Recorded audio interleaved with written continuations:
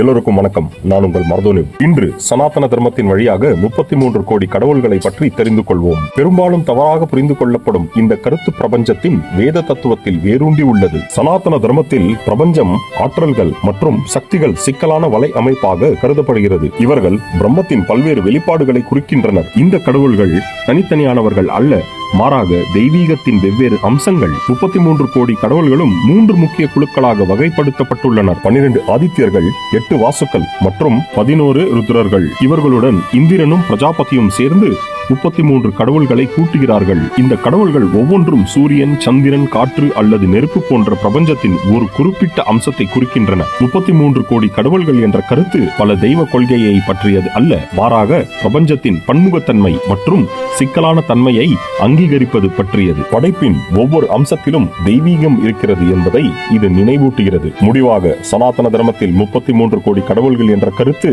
ஒரு வளமான மற்றும் சிக்கலான தத்துவமாகும். வாழ்க வளமுடன்.